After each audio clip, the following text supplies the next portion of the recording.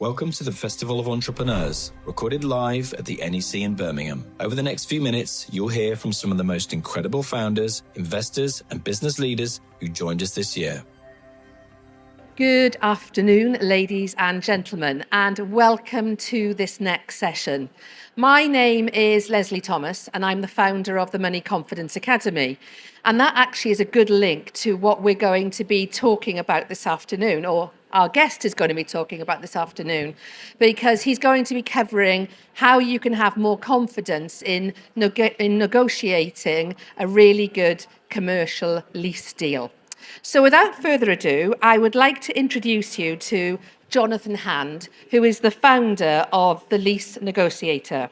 He brings over a decade of specialist experience representing tenants and their business in commercial property negotiations. He began his career as a commercial property agent, so he knows exactly what he's talking about in terms of advising landlords and property owners. But in doing so, he recognised that there was an imbalance between business owners and those leases that were being negotiated for them. So he set up this organisation to correct that imbalance. And now he is on a mission to ensure that we as business owners get the best negotiations we can when it comes to our commercial lease. So over to you, Jonathan. Thank you, Leslie. Before we start on that, I've got a little bit of an obsession that I want to talk about. And it all started about 6 or 7 years ago. My partner, wife, now travelled to Peru, and we were going to do the Inca Trail. And when we arrived, or before we got there, sorry, a very good friend of mine turned around and said, if you're going to that kind of altitude, the best thing you can possibly do is take things slowly. Relax, whether you're at the front or the back, enjoy the view, enjoy the scenery, but be slow. Anyway, we're on this trek. We're up to 4,500 square metres, which is about 13,000 feet. And that was day 2. And as I'm going along, I'm at the back of the pack, happily taking photos, smiling away, even if I was at the front, photos. And during this obsession, people started to call me Selfie John. So whenever I get into experiences or events, what I have to do is take a selfie. So if you could all be happy and enthusiastic to be here, I am now just going to take a very, very quick selfie. We don't want any Coldplay moments, so if you're not meant to be here, kind of hide your face now. But here we go. I know. Are we all ready? Perfect. Right, we're now onto the main stage. So, this is the beginning of the Inca Trail in Peru. And entrepreneurship, I feel, is a bit like a journey to the top of the mountain. There's plenty of occasions which are up, definitely down, lots of hazards in the way, and lots of trips and things that can almost trip you up. So, it's a bit like a commercial property journey. A lot of entrepreneurs and business owners will often go through and want to take different properties and expand their businesses. But like this, there's lots of obstacles that sometimes can remain hidden, but can, and sometimes more often, trip you up. And that's one of the things that I'm going to talk you through in this session, is it's going to give you a little bit of an insight into some of the things that if you're negotiating your own lease, that you can be aware of, just be careful of, just in case you go through that process. So, as with most things in life as well, we're in a situation where we're looking up to the height of this mountain. And as I said, there's lots of things that can winding round and up and down. But often what you need is a guide. So those people that are in a situation where you don't feel like doing it yourself, or you're either too busy and you can't cope with the situation, and you're just too busy running your business and you can't go out and find property, Alternatively, you might find that you just need a guide to help gently point you in the right direction and to guide you through that process. I think we could have trekked the Inca Trail ourselves, and it's probably a 4 to 5 day trek. It's reasonably well signposted. We were quite fit, and yeah, we could have probably done it, but we chose for a guide. He knew. He was the one that could get us there within the time that we wanted to. He was there to point out all the different interesting facts along the journey that we probably would have missed ourselves. So having a guide to guide you through that process is absolutely, to me, invaluable. And that kind of comes also through to the commercial property journey as well. So in terms of 5 tips, really, in terms of commercial property agents. So when you're in a situation and you are wanting to go to a property, the natural default for a business owner is to go to see a commercial property agent. But the big thing around that is the commercial property agent acts for the landlord. He doesn't act for you as the business owner, and he doesn't act, he acts solely for the landlord. So the first one that you won't hear a commercial property agent say is, you're actually on your own. We look after the landlord side. You deal with it yourself. You go through this process. You try to understand all the lease mechanisms. Is this the right building for you? Is this the right level of rent? These are the other things that can trap you out. The commercial property agent is solely interested in what the landlord gets. So from a business owner's perspective, they're really enthusiastic about going and finding and securing their building. That's probably their number one priority. They just want to secure it. Let's see if we can negotiate a bit on the rent. The challenge around that often lies in the fact that you won't get any guidance from the commercial property agent.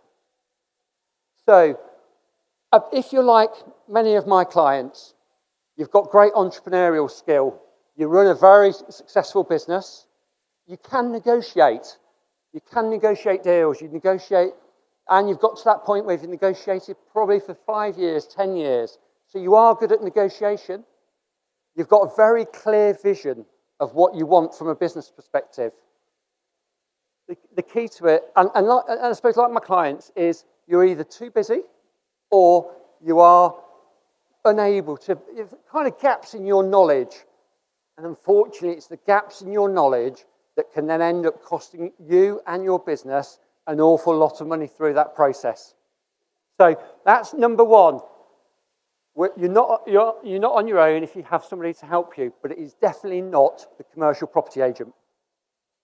Number 2, this is a big one, because I think a lot of people that we speak to, the whole focus is around, can we save on the rent? Can we get some rent-free period? Can we reduce the rent? And if they do that, they feel like they've got and had a successful negotiation. And certainly from the commercial property agent's perspective, they're quite happy to give a bit of rent-free, as long as they then get the balance of the lease is in the landlord's favour. And from a business owner's perspective, you don't know what you don't know. And therefore, if you assume that by getting a few months rent-free is a successful negotiation, be careful not to get caught in the balance of the lease. So, point 3, you will never hear a commercial property agent say, yes, you can reduce your costs or unexpected costs. One of the biggest things that we hear from a tenant's perspective is around the repairs and the dilapidation costs at the end of a lease agreement. And this is, so when a business owner is focusing at the front end, often they're missing what's happening at the back end. And unfortunately, it's the back end of when you come out of a commercial property where the landlord then serves you with what's known as a schedule of dilapidation, schedule of repair, and often it becomes very, very unexpected to the business owner. They're suddenly hit with tens of thousands, hundreds of thousands of cost. So I've just had a situation where clients come to me and said, this lease is ending. They were looking to buy the business, and they came to me for some advice and said, is this business worth buying? Can you have a look at the lease, read through the terms of the lease for me? And I picked out the lease and said, your rent could potentially double in 4 months' time, because when the rent was set, rents have exploded massively over that period of time. But you really need to be careful about the hidden clause in there about the dilapidations. Anyway, forward on about 4 or 5 months, they've just had an estimate of what that cost is, £127,000, that particular chap wasn't budgeting for. Anyway, he didn't buy the business for that reason, but that actually saved him from taking on that business and then end up with a huge liability. So you will never hear a commercial property agent say, this is how we can reduce your unexpected costs at the end of the lease. Number 4, and this is an interesting one, even around this exhibition for the last couple of days, this has actually come up quite regularly. So you will never hear a commercial property agent say, this is how you can free up extra cash. And one of the things is, as the economy starts to become more difficult, what landlords are trying to do is increase their security. And one of the things that they're able to do from a security perspective is negotiate a rent deposit at the start. I've got a client that's trading out of 5 stores very, very successfully. And on each of the stores, he's put down between 3 to 6 months rent, which is held by the landlord in case he defaults. So all of a sudden, 5 stores in, and he's already got a lot of costs tied up in the landlord's accounts, which he can't access until potentially the end of the lease. And some of these leases are negotiated of 5 to 10 years. And he's looking to go from 5 to potentially 15 stores. And one of the things when I got introduced to him, he said, is there anything we can do about this? And yes, there is. So we've built in mechanisms within each of the leases that we've negotiated for him, whereby if he triggers certain events, he gets that money back. And that could be 5 to 7 years before he would have expected it.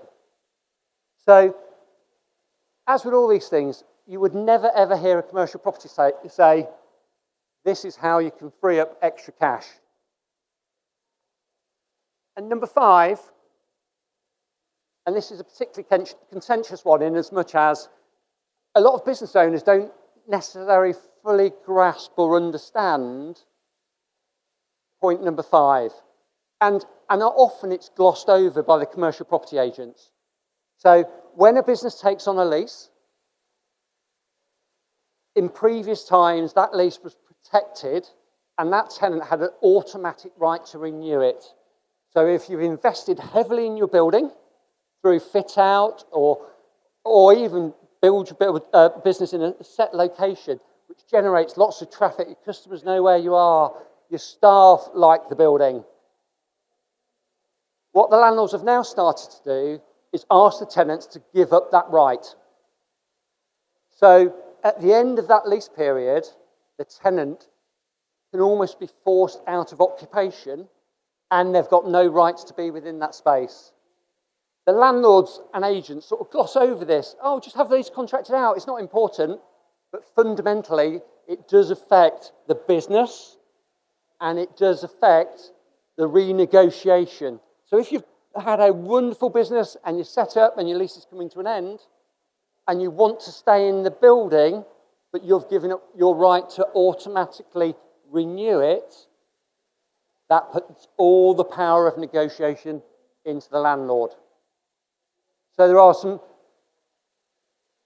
tips and things that we can do from a negotiation perspective that actually put the balance back into the tenant position. They've got this right, they've got the power to go, we're staying, our business is successful in this location, we want to be here, and it gives them the opportunity to continue and flourish within those businesses. So these are just a sprinkling of some of the things that probably my top 5 that if you are going in to negotiate your own lease, just think about those points before you go in. And certainly when you're looking to negotiate against a commercial property agent, the key is thinking he or she is acting for the landlord. I either need to do this myself or I need to get somebody just to help me and guide me through this process. So again, from an entrepreneurial business perspective, yes, it is about the front end incentives and reductions in rent, but equally, it's making sure that these and other points are considered and carefully negotiated in terms of the lease. So, coming back to Machu Picchu, we're in a situation whereby we've trekked for 5 days, and we're chatting to someone else in the room who's been through this experience and knows. So, you've not showered for 4 days. You're kind of sleep deprived. You've been on a very thin mattress in a very thin tent at very cold altitudes. And the whole idea is you get to this marvellous location called the Sun Gate at the beginning of day 5, and you get set up. They bring you your tea at 4:30 in the morning and send you on your way to start trekking the final bit of your journey to get over and see Machu Picchu. So, after 4 days of trekking, being sleep deprived, that is what we saw. That was meant to be sunny, could not see a thing, and the whole iconic photo, devastating. Anyway, we're all fairly down in the dumps, bewildered. We've spent a lot of money to get to this point, and all we can see is mist. Our guide pulled us to one side, and there's probably got 10 of us, and he said, chill, just chill. Let's stay, let's wait. I can guarantee, probably not the word guarantee, but I will guarantee that in 20 minutes, the mist will pass, and you will see down and look at the iconic photo that is the Machu Picchu. Anyway, lots of other people went and off and disappeared. So we waited 20 minutes, and literally to the minute, the mist cleared, and miraculously, we saw that iconic picture. And to some extent, that's a bit like guides, I suppose. We trusted that guide. We trusted what he said. He'd experienced it before. He knew what he was talking about, and we trusted him. And it's about this commercial property process. It's exactly the same thing. Things don't always go to plan. Things will go wrong. Timescales might not be met, but it's having the confidence in your team and your guide that can say, just hang on, let's wait, everything will be all right, it will get sorted. So,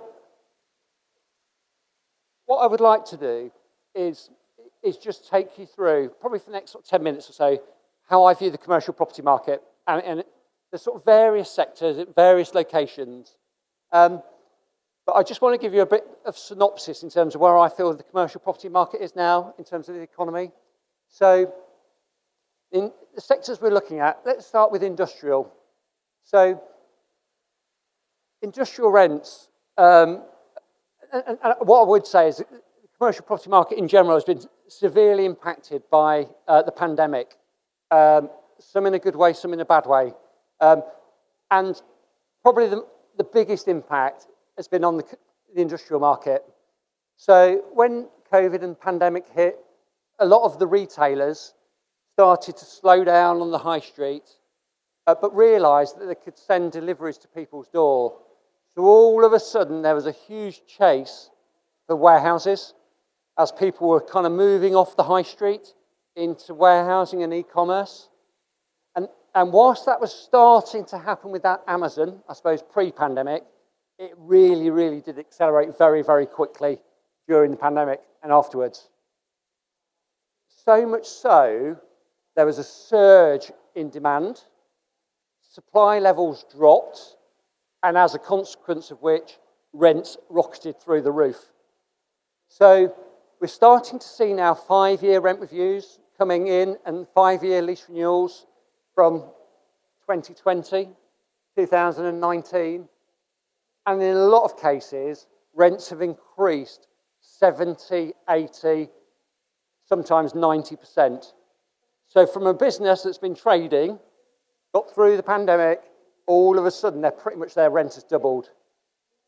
So it's challenging for a lot of businesses in the cost of living crisis, and there's a lot of cost and pressure on businesses generally with staffing. From an industrial warehousing and manufacturing basis, that isn't helping. I think the market is probably starting to slightly cool. So if you think about getting an industrial building, there's probably less pressure there. We've certainly not seen rents fall yet, but there is a greater level of incentives that are probably being offered. But what that means is, whilst you get the incentives, just make sure that your back end of your lease is fine as well. So, retail. So obviously the retail impact came from looking at the commercial market. So everybody was moving out of shops potentially into industrial buildings. So the high street became decimated. And certainly shopping centres in particular, some of them are like, I'm going to say morgues. You kind of go in and 50% of the space is vacant. And it's really challenging for landlords in particular because shopping centres have got a very, very high cost of running. Lots of service charge, lots of cost, lots of infrastructure needs to keep shopping centres open. And obviously that cost from a landlord's perspective is tenants aren't paying for that cost now, and it's now bearing down on the landlord's shoulders. So just purely from a negotiation perspective, if you're looking at any form of retail, there's lots of opportunities to negotiate an absolutely fantastic deal in the right location, in the right building, and I think certainly whilst we're starting to see some recovery, I think there's an awful long way to go for retail. And I think Mary Porter was on TV the other day on breakfast, and she's always championing the high street. And I think one of the things that she was talking about is how almost the high street and centres are becoming more community-based. They're trying to bring more community back into the centres, which I think from a community and locality perspective is fantastic. But that needs to happen. It needs to happen a lot more. I think the other thing that, the government tried to do and introduce, which again is a really good thing, is they changed the planning laws to make properties slightly easier to occupy with different users. So, for example, if you're looking at a retail unit, it might now be used as a vet's practice or an office, or there's a whole raft of different things that premises can be used for, which is great from a business perspective. It gives people choice. It gives people choice on location. And if you're in the right location, you still get a great deal. That's great for the business. Offices. I've had lots of conversations around the conference or the exhibition. What do you think about the office market? Where's the office market going? Again, people from COVID perspective, they went from working in big corporate offices to working from home really quickly. The large corporates were very quick in scaling back. They didn't need the fancy glitzy office buildings. They were quite happy to reduce their costs, get people working from home. But it has an impact. It has a real impact in terms of the employees. And employers now are going, do you know what? We want people back in the office. We want people around. We want them communicating. We want them interacting. It's really important to get the staff engagement back. And what's absolutely key is knowledge for the youth. So the older, wiser people are going, do you know what? I've had my time commuting into the office. I'm happy to work at home. But that then leaves a huge knowledge gap between those people who are coming into the office and need to gain those skills around the business, personal skills, communication skills, and that leaves gaps in the business. So I think there's a real challenge from an entrepreneur and business owner's perspective to go, get people back, and it's a challenge, but I think it's starting to happen. The corporates have started to encourage people back. And I think, hopefully, we'll see more office space. But the really interesting thing about the office market is it's actually created a two-tier system. So what we've seen is, in order to get people back, you need the best office space in the best location, and therefore prime office rents for the real top quality space have actually increased.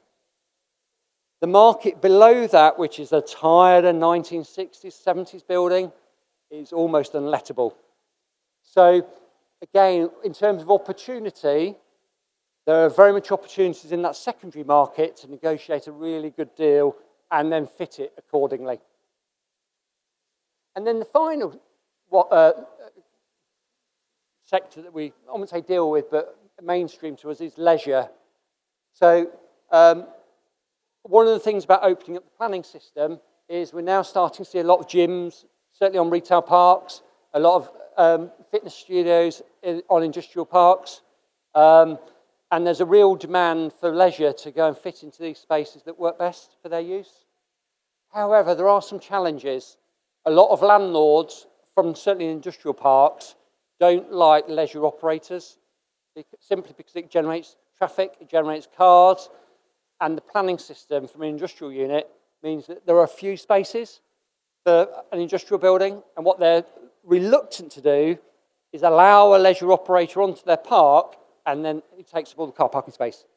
So there's some real challenges around that sector, but again, really encouraging, and I think there's lots of paddle operators and gyms that are desperate to get open and take some space.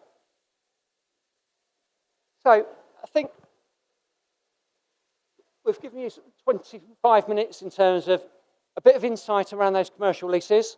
Hopefully you've got taken some insight and a bit of understanding, so if you're looking to negotiate the leases yourself, you're in a position where you can have a sensible conversation with the commercial property agents and negotiate yourself a good deal. But equally, if you've sat there and wondered and curious around those 5 points, then I think it's really important to try and speak to somebody as a guide to help you through that process. So we've got a QR code there. Happy to connect on LinkedIn, and it'd be fantastic to talk to everybody. So that ends my presentation. I think we're now going to be open to questions. Thank you very much, Jonathan. That was really informative. Thank you. So over to you guys. Do you have any questions for Jonathan? Because if not, I have a few of my own. Okay, gentleman here. Towards the end, you touched upon the companies coming back to the offices. Yes. And obviously, where I'm based in Cambridge, we have 2 massive serviced offices. One WeWork and another one, I don't know the name, but they're just 2 massive offices. Yes. And I see like a lot of companies going there and working in like communal areas. So what do you see, because I'm not too sure myself, like what do you think the future is with serviced offices versus the older offices? Do you think they're just going to be bought out and essentially renovated, or what do you think that looks like? Yeah, so I think 2 questions there. I think certainly from a business perspective, it's great to have a serviced office, which gives you huge amounts of flexibility. And that's why a lot of the reasons companies and businesses are interested, because they can scale a lot quicker. They're not tied into a traditionally long-term lease. So from a serviced office perspective, it offers huge amounts of flexibility. The downside to it is it's really expensive. So if you're in a situation where you're kind of not stable, but you've got your stable team and you think you're going to be there at that point for sort of 2 to 3 years, if not longer, then it is actually cheaper to go and get yourself an office, a traditional office and your own door and work through that way.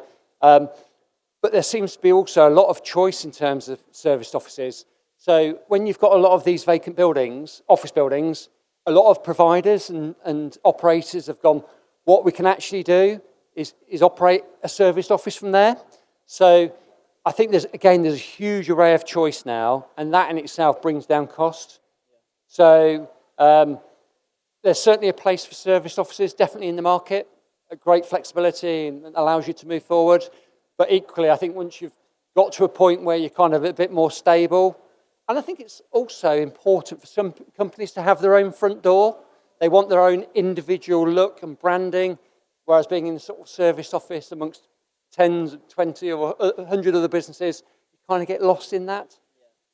Fair enough. Okay. Thank you. Okay.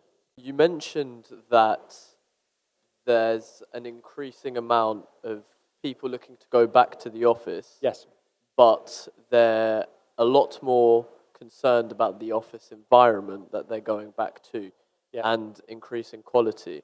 So my question was about extending that across industries and speaking to you about how much commercial property is an area of brand for businesses. Well, fantastic question. I think this certainly becomes more from probably a landlord's perspective. So again, in terms of offering, and again, I think certainly from a landlord's perspective, if they're competing with lots of other schemes, it's really important to have a brand that works and that people are talking about, and it's popular for certainly tenants to arrive at. So we are seeing, although we don't act for landlords, we are seeing a lot of developers, landlord operators, kind of refurbishing space to try and capture that market and almost be top of their game, so they can then attract the top tenants and achieve the top rents. So from a landlord's perspective, it's definitely important to get that brand right in the right location that then attracts tenants to them. Thank you. Anybody else in the room have a question? Okay, so over to me then, 'cause we have 5 more minutes. Take a seat. Oh. So, if you are negotiating your own lease, Yes. is there a requirement to involve a solicitor? Absolutely. I think, certainly from our perspective, the job that we do falls before the solicitor. So it's around the negotiation, it's around the lease terms. And I think the solicitor's job comes after that. So once the heads of terms are agreed, the format, I wouldn't say it's not binding, but once it's agreed, it then becomes quite difficult to change and quite awkward to change. So what tends to happen is that a business owner will go, I don't necessarily need to worry about the details of the agreement because my solicitor will sort that out at the end. But the challenge from the solicitor's perspective is once the heads of terms are there in an agreed form, the tenant solicitor then, it's quite difficult to go, oh, my client agreed to that, but we're now changing it. And certainly from a landlord or commercial property agent's perspective, they just say, well, if your client, the tenant agreed to that originally, why is that now being changed? So it puts a lot of pressure on the tenant, and sometimes the deal falls apart because the landlord goes, the tenant's messing around, the tenant wants to change these terms, and he's already agreed to them. So, yeah, it's absolutely important or vital to get the lease terms agreed first, which is what bit we come into. And then that template or that framework then gets passed to the solicitor to document in a legal way. Perfect. So how long does a lease negotiation actually take? Oh, it can take days, it can take weeks. I think certainly from the initial conversations, once we've identified the building, once we've negotiated the lease term, or starting through that lease negotiation perspective, our bit is probably a week to 10 days. Could be done sooner, but that's a week to 10 days normally. And then the bit that the legal team do afterwards is around 2 to 3 months. Can take longer again. So you're looking all in all process between sort of 3 to 4 months from finding a building, negotiation through to sort of lease completion. And given what I do with regards to money, this is a key question for me. Yeah. What are the costs involved? It's very bespoke. It's very tailored per individual business. I think we tend to typically work on a fixed fee, and we base it on a percentage of the estimated rent of the first year, which is typically around sort of 5 to 10%. So, for example, if you've got a lease worth £50,000 a year, our fees are likely to be somewhere between £3,000 to £5,000. And obviously it varies, but depending on obviously the work we do. But that just gives you a sort of rough estimate. So we do heads of terms of reviews for as little as a few £100s, and then obviously up the scale, clients pay us tens of thousands in terms of their lease negotiations.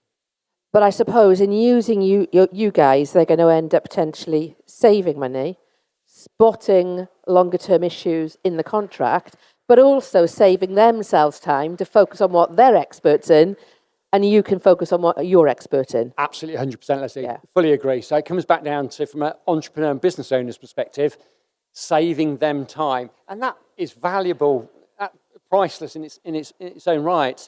But it's all those sort of hidden costs that you don't necessarily think about at the start, where the value is unusual at the start, but it's only really seen into that duration at the end of the lease.